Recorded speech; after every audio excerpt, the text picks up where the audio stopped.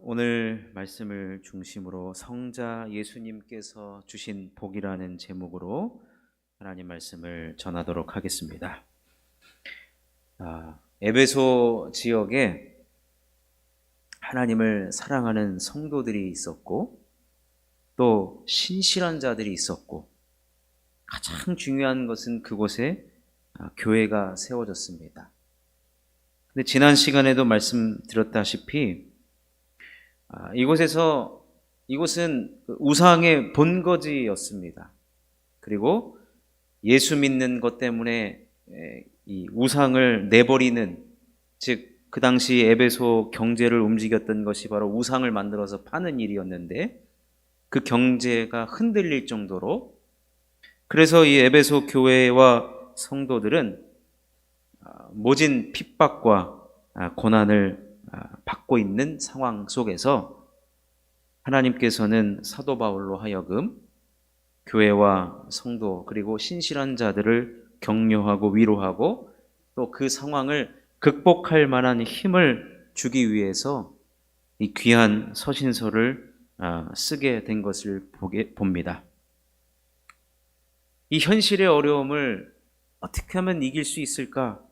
사도 바울이 하나님 앞에 기도하며 감동으로 받은 말씀이 무엇이냐면, 하나님께서 우리들에게 이미 주신 신령한 복을 우리가 묵상하고 이 환난을 당하는 이때에 그것을 적용하면 반드시 교회와 성도는 승리한다는 것입니다.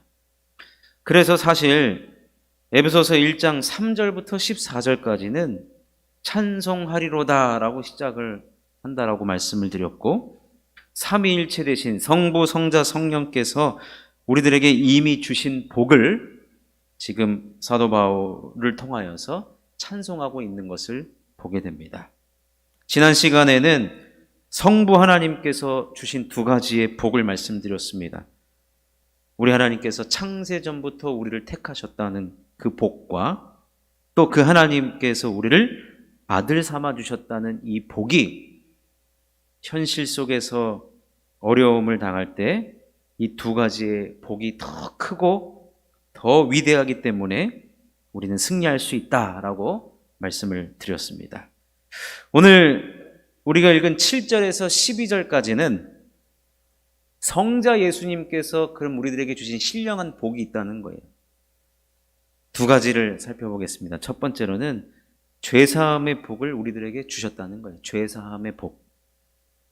7절 말씀을 읽어드리면, 우리는 그리스도 안에서 그의 은혜의 풍성함을 따라 그의 피로 말미암아 속량 곧 죄사함을 받았느니라. 여러분, 우리는 그리스도 안에서 그의 피로 말미암아 우리는 죄사함을 받은 거예요. 이 죄사함이라는 것은 구속을 의미하는데, 우리가 구속받은 그 사건을 가장 잘 설명해 주는 사건이 출애굽기에 나오는 10가지 재앙, 10번째 재앙입니다. 이스라엘 백성들이 400년 동안 포로 생활을 했잖아요. 이집트에서, 애굽에서.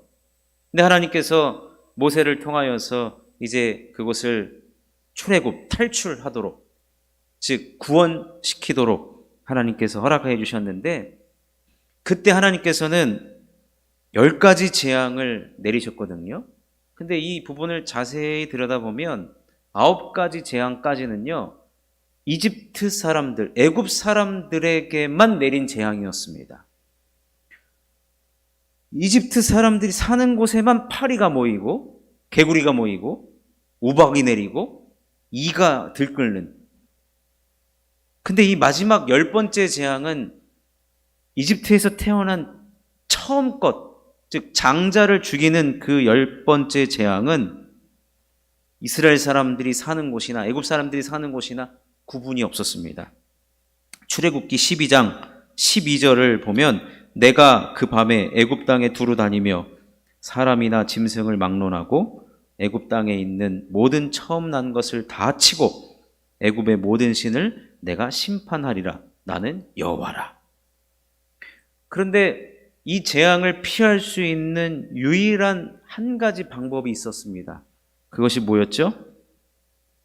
양을 죽여서 그 양의 피를 이 문에 있는 좌우에 문설주 임방에 바른 그 집은 내가 그 피를 보고 뭐 한다고요? 넘어가리라 그랬어. 넘어가리라. 출애굽기 12장 13절에 이렇게 기록되어 있습니다. 내가 애굽 땅을 칠 때에 그 피가 너희가 사는 집에 있어서 너희를 위하여 표적이 될지라. 내가 피를 볼 때에 너희를 넘어가리니 재앙이 너희에게 내려 멸하지 아니하리라. 그래서 우리가 이날을 뭐라고 부르죠? 유월절이라고 부르고, 영어로 표현하면 이게 건너뛴다 라는 패스 오버, 넘어간다 라는 그렇게 불리고 있습니다. 여러분, 그 집 안에 있는 사람이 죄가 얼마나 많으냐 적으냐, 돈이 얼마나 많으냐 적으냐, 얼마나 그 사람이 착하고 얼마나 그 사람이 도덕성이 있느냐, 여러분 그것이 중요한 것이 아니었어요. 그때는 그 피를 바르면 우리가 산다라는 것을 믿은 사람이 살았고, 실제로 그것을 좌우 문설주 임방에 바른 사람이 생명을 보존하게 되는 거예요. 결국에는 이게 뭐냐면요, 그 당시에는 양의 피였지만 이제는 우리가 양과 염소의 피를 뿌려서 아니면 발라서 우리가 받는 구원이 아니라, 예수 그리스도께서 이미 2000년 전에 저와 여러분들의 죄를 위하여서 십자가에서 단번에 흘리신 그 보혈 때문에 우리는 지금 생명을 얻고 있고 살아있고 구원받은 자가 되었다는 것입니다. 예수님께서 십자가에서, 저는 지금도 생각을 해보면 아찔해요. 십자가에서 예수님이 나 이 고통이 너무 괴롭기 때문에 나 이거 못하겠어, 내려왔으면 우리에게 구원이 없는 거예요. 예수님께서 하나님 아버지께 온전한 순종을 통하여서 십자가에서 모든 물과 피를 쏟아 주신 그 구속, 그 보혈로 말미암아 우리가 구원을 얻었고 생명을 얻었고, 오늘 1장 7절 말씀처럼 속량 곧 죄 사함을 받았느니라. 이것이 바로 성자 예수님께서 우리들에게 이미 주신 신령한 복이라는 거예요. 그래서 옛날에는요, 우리 믿음의 선배님들이, 우리 목사님도 계시지만 이 보혈 찬송을 굉장히 많이 불렀어요. 기억나시나 몰라요. 주의 보혈 능력이 있도다, 주의 피 믿으오. 지금 다 보혈은 어디가 있고, 우리가 진짜 자주자주 여러분 우리는 불러야 됩니다. 여러분 그 피가 살리는 능력이 있기 때문에 그래요. 그 보혈의 능력으로 말미암아 주님의 몸된 교회가 세워지지 않았겠습니까? 여러분 근데 지금 이 시점, 어떤 시점이죠? 에베소 교회가 수많은 핍박과 또 교회를 이렇게 소위 말하는 테러하고 차별을 두는 그런 상황에서 왜 하필 성자 예수님께서 우리들에게 주신 복 가운데 이 보혈의 능력을 우리들에게 언급하고 있냐 하면, 결국에는 여러분 외부에 어떤 핍박과 고난이 온다 할지라도 우리가 살아있고 생명을 유지하는 것은 결국에는 무엇의 능력이다? 그리스도의 보혈의 능력밖에 없다는 거예요. 주의 보혈 능력이 있도다, 주의 보혈 능력이 있도다. 여러분 우리가 신앙생활할 때 무엇을 의지해야 되느냐? 그리스도의 보혈을 의지하는 겁니다. 그리스도의 보혈. 사랑하는 성도 여러분, 우리는 이 보혈의 능력을 찬양해야 될 줄로 믿습니다. 이 보혈의 능력이 찬양할 때, 이게 어떨 때 여러분 보혈, 옛날 분들도 그랬어요. 보혈 찬양, 여러분, 보혈 찬양. 그리고 신앙의 침체가 왔을 때, 다시 생기가 돋고, 다시 뜨거워지는 신앙생활을 갖기 위해서는 옛날 목사님들이 뭐라고 가르쳤냐면 보혈 찬송을 부르라. 그리고 보혈 찬송을 천천히 부르면 또 안 된다. 빠르고 박수 치면서 신나게 불러야 이게 다시 불이 붙는다. 그랬거든요. 여러분, 어느 정도 전 또 일리가 있다고 보여집니다. 왜냐? 우리가 찬송을 부르다가 보혈의 능력을 생각할 수밖에 없는 겁니다. 그 곡조 있는 노래 가사에 우리가 압도당할 수밖에 없고 그렇게 생각이 되고 결국에는 묵상하게 되는 거예요. 결국에는 사랑하는 성도 여러분, 우리 현실 앞에 어떠한 어려움이 온다 할지라도 우리가 죽을 것 같은 그런 상황이 있다 할지라도 우리를 살리는 것은 보혈의 피, 그리스도의 보혈, 그리스도의 피, 그 능력은 패스오버, 살리는 능력인 것입니다. 그러니 우리는 그 보혈의 능력을 찬송하며 우리들에게 이 신령한 복을 이미 우리들에게 성자 예수님께서 우리들에게 주셨구나. 이것을 여러분 꼭 믿으시고 여러분도 보혈의 능력, 보혈 찬송으로 말미암아 승리할 수 있는 저와 여러분 될 수 있기를 주님의 이름으로 축원합니다. 두 번째, 성자 예수님께서 우리들에게 주신 복은 무엇이냐면 우리들의 삶의 목표와 지향점을 우리들에게 선물로 주셨다는 거예요. 여러분, 오늘 이제 이 3절부터 찬송하리로다라고 시작한다 그랬잖아요. 근데 쭉 읽어보면은 반복되는 말이 있어요.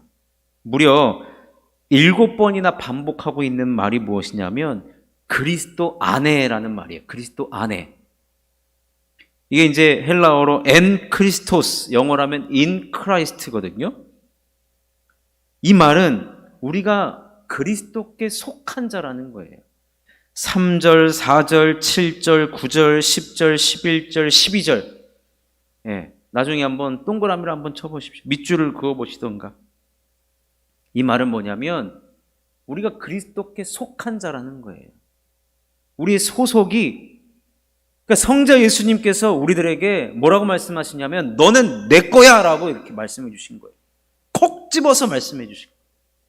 너는 그리스도 안에 있는 자. 이리 와.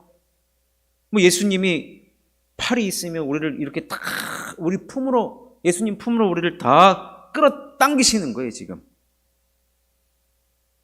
그러면서 우리들에게 하시는 말씀이 뭐냐면 너는 내 거야. 내 피로 너를 샀어.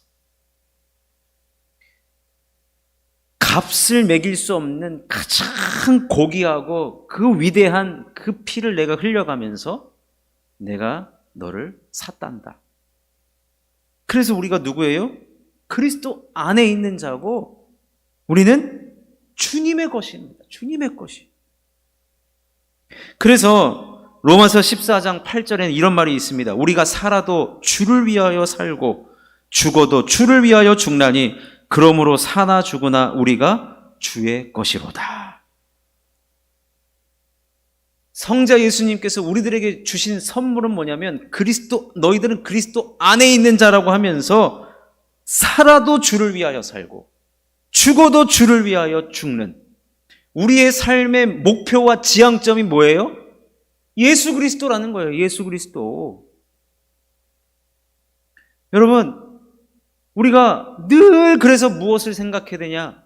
주님 생각해야 되는 거예요. 우리 예수님 생각하시는 거예요. 주를 위하여 살고 주를 위하여 죽나니 그러므로 사나 죽으나 우리가 주의 것이로다. 여러분 누구의 것입니까? 주님의 것이에요. 주님의 것. 여러분 우리의 삶의 목표는 이제는 여러분 우리는 막 사는 인생이 아니에요. 여기 갔다가 저기 갔다 향방 없는 인생을 사는 것이 아니라 저기서 일로 오라고 손짓하고 계시는 나를 목표로 삼으라고 말씀해 주시는 그 예수님만 바라보고 살아가는 존재가 되어야 된다는 거예요. 그래서 사랑하는 성도 여러분, 우리는 무엇을 위해서 살아가는 자가 아니에요. 무엇 때문에 살아가는 자가 아니라 누구 때문에 살아가는 자예요. 그 누구는 바로 성자 예수 그리스도라는 거예요. 그래서 여러분, 성자 예수님께서 우리들에게 주신 이 복은 우리의 삶의 목표와 지향점은 이미 결정됐다는 것. 그것을 향하여서 이제는 걸어가기도 하고 달려가기도 하는 그런 신앙생활을 해야 된다는 것입니다. 사도 바울은 이것을 찬송하면서 지금 현재 1차 독자 에베소 교회와 성도들에게 여러분들에게 지금 당하고 있는 환난과 핍박이 있다 할지라도 여러분들 우리가 가야 될 목표점 저기서 손짓하고 계시고 두 손 들어 우리들을 맞이하고 계실 예수 그리스도를 보고 달려가라는 것. 아무리 외부에 핍박이 오고 환난이 오고 고난이 온다 할지라도 우리의 눈은 주님 바라보는 그 시선은 절대로 흐려져서도 안 되고 오직 주님만 바라보라는 것입니다. 절대로 흐려져서는 안 된다는 거예요. 시야가 흐려져서도 안 되고 주님이 명확하게 보여야 된다는 겁니다. 이것만큼 확실한 승리가 없다는 거예요. 사랑하는 성도 여러분, 성자 예수님께서 우리들에게 주신 신령한 복은 아주 명확합니다. 죄사함을 받고 구원받는 백성이 되게 하셨어요. 근데 이것만으로 끝나는 것이 아니라 이제는 그리스도를 주인으로 모시며 그리스도를 위해 살고 그리스도를 위해 죽는 오직 예수의 삶을 말씀해 주고 계십니다. 여러분 이런 말 들어보셨습니까? 백문일답. 100가지 질문을 했는데 답이 하나예요. 이게 과거에 그 CCC 김중곤 목사님께서 이렇게 시작하신 걸로 제가 기억을 하는데 100가지 질문을 해도 답은 오직 예수예요. 오직 예수. 여러분들의 삶의 이유가 누굽니까? 그럼 오직 예수. 맨날 그랬어요. 그때 여기다가 오직 예수 해가지고 이것도 하고 그랬었어요. 여러분, 우리들의 지금 에베소 교회와 성도들은 여러 가지 이 당하는 핍박과 환난 때문에 하나님께 수많은 질문을 던졌을 겁니다. 하나님, 왜 우리가 고난받아야 됩니까? 왜 우리가 이런 어려움을 당해야 됩니까? 하나님, 이럴 때 천군 천사를 보내주셔서 이런 환난과 핍박을 없애주셔야 되는 거 아닙니까? 하나님, 언제까지 우리가 이런 고난을 당해야 되겠습니까? 수많은 질문들을 하면서 하나님 앞에 기도했을 그 교회와 성도들에게 사도 바울은 지금 어떠한 질문을 해도 오직 답은 하나다. 오직 예수. 오직 예수다. 그 말은 뭐예요? 오직 예수가 너희의 도움이시고 오직 예수가 너희의 능력이시고 오직 예수가 너희들의 주인이며 너희들을 지키고 보호해 주실 것이다라는 거예요. 그러니 여러분 이렇게 권투 선수 이렇게 보면요, 엄청 두들겨 맞잖아요. 두들겨 맞으면 뭐예요? 시야가 흐려져요. 그럼 사람을 보고 때리는 게 아니라 허공에다 막 때린단 말이에요. 근데요, 우리 그리스도인들은 환난과 핍박이 온다 할지라도 하나 똑바르게 정신 차리고 기억해야 될 것이 뭐냐면 주님 바라보는 것입니다. 주님 바라보는 것. 에베소 교회의 성도들과 신실한 자들은요, 분명히 신앙적으로 많이 흔들렸을 거예요. 유대 땅에 있는 교회도 아니고 예루살렘에 있는 교회도 아니고 그곳에 유능한 지도자 사도 바울이 지금 있는 것도 아니고, 사도 바울은 감옥에 있거든요. 그런데 이러한 사람들의 손가락질과 비난과 차별과 온갖 핍박과 고난 때문에 그들은 분명히 신앙적으로 많이 흔들렸을 것입니다. 어느 날 회의감도 들었을 거예요. 이렇게 예수 믿어서 뭐해? 이렇게 교회를 지켜서 뭐해? 남는 게 도대체 뭐야? 이런 손해를 보고도 내가 계속 예수를 믿어야 하나? 그런데 오늘 사도 바울이 주는 메시지는 명쾌합니다. 고난과 핍박 속에서도 그리스도의 보혈의 능력을 의지해라. 그리고 오직 예수만 바라봐라. 그러면 상 주실 영광의 주님 바라보면 현실에 당하는 고난과 고통 찬송하면서 승리하게 될 것이다. 사랑하는 성도 여러분, 이렇게 찬송하다 보면 우리도 마찬가지예요. 우리들에게 당하는 여러 가지 환난과 핍박, 영적인 침체, 영적인 회의감 있다 할지라도 우리는 오늘 이 말씀이 생각나셔야 됩니다. 나 같은 죄인을 살리셔서 하나님의 자녀로 삼아주셨고 향방 없고 목표가 없는 인생에서 오직 예수로 살아가는 명확한 목표를 가진 삶으로 우리를 인도하신다는 거예요. 이렇게 찬송하다가 보면, 이렇게 받은 복을 세어나가다 보면 다시 시작할 수 있는 힘을 얻게 될 것이고, 다시 신앙의 옷매무새를 다시 하게 될 것이고, 다시 우리는 일어서는 신앙인, 믿음의 사람들이 될 줄로 믿습니다. 신앙적으로 여러분 흔들릴 때도 있습니다. 예수 믿는다는 핍박도 있을 수 있습니다.